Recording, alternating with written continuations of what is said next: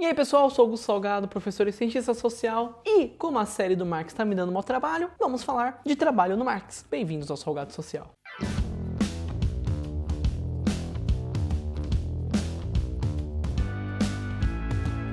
No último vídeo, vimos o Marx definindo a mercadoria como suporte de valor de uso e de valor de troca. E agora vamos aprofundar um pouquinho mais nessa relação. Vamos lembrar algo importante. Quando falamos no trabalho envolvido na criação de mercadorias, esse é um trabalho humano útil, que gera valor de uso. Trabalho humano que não gera valor de uso é um trabalho humano socialmente inútil e por isso não serve para criar mercadoria. Então toda vez que eu falo de trabalho aqui, entendo que eu estou me referindo ao trabalho humano socialmente útil, porque a partir de agora eu vou chamar só de trabalho para não encher o saco.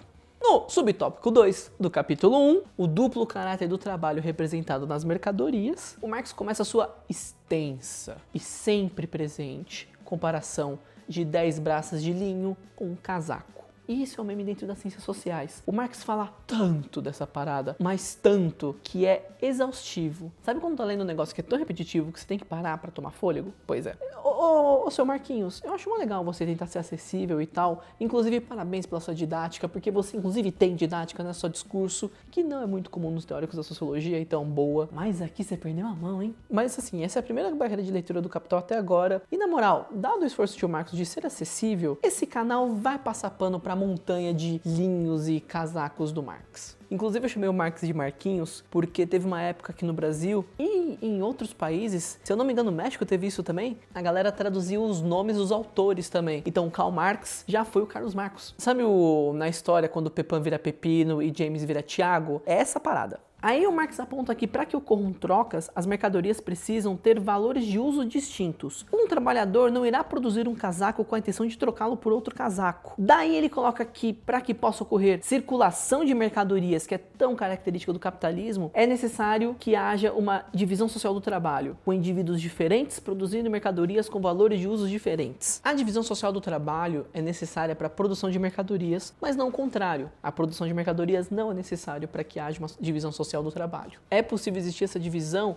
fora de uma lógica capitalista, como numa sociedade que o trabalhador produz para sustentar o Estado ou coisa do tipo. Nem toda divisão social do trabalho precisa de produção de mercadoria, mas toda produção de mercadoria precisa de uma divisão social do trabalho. Ele coloca também que o trabalho é uma condição necessária para a existência do ser humano, que é esse ato de alterar a natureza para suprir as suas próprias necessidades. O trabalho é uma maneira de alterar a forma da matéria. O que me leva a um questionamento, que nada altera a compreensão da obra, mas eu fiquei com essa dúvida. Os outros animais também trabalham? Porque quando um leão caça, um macaco coleta alimento, ou a abelha faz o mel, esses animais também estão alterando a natureza para suprir as suas necessidades. Por isso eles estariam trabalhando dentro dessa definição marxista de trabalho? Não sei.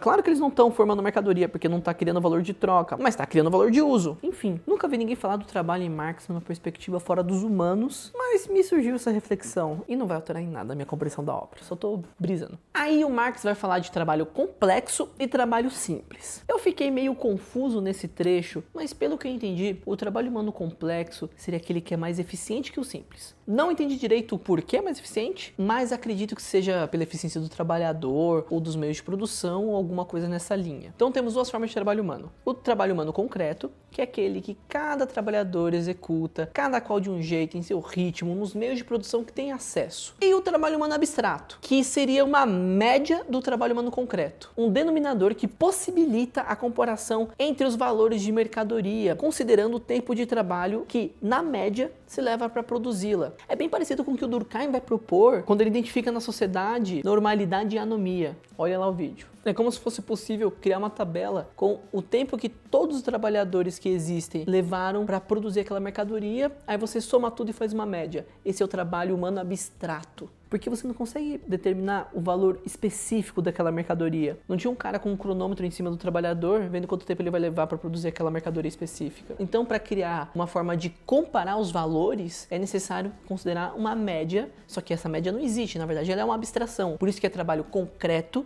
e o trabalho abstrato. Não dá para você quantificar certinho o trabalho concreto de uma mercadoria. Agora, o trabalho abstrato você consegue chegar no comparador, pelo menos. E nós não estamos falando nem de preço, nem de dinheiro ainda. A gente está falando de valor, que é o tempo de trabalho humano.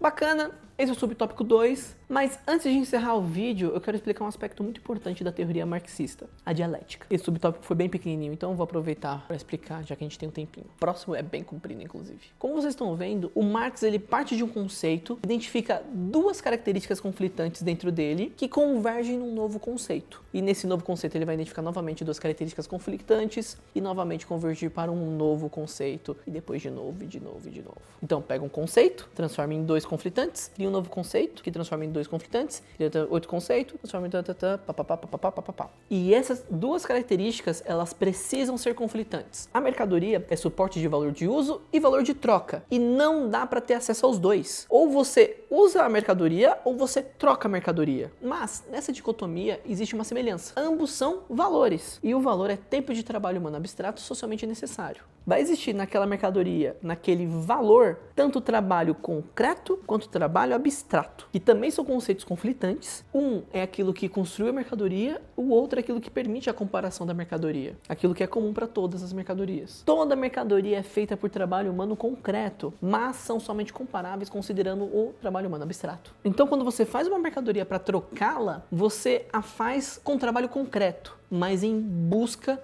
do valor de troca que considera o trabalho humano abstrato. E agora, dessa dicotomia de trabalhos, o Marx vai propor o conceito de troca, que vai ser o próximo a ser analisado. Mas aí é para outro vídeo. Enfim, o Marx usa muito o método dialético para sua análise. Espero que tenha ficado claro esse processo. Analisa um conceito, encontra uma contradição, gera outro conceito, encontra outra contradição e gera outro conceito e pá, babá.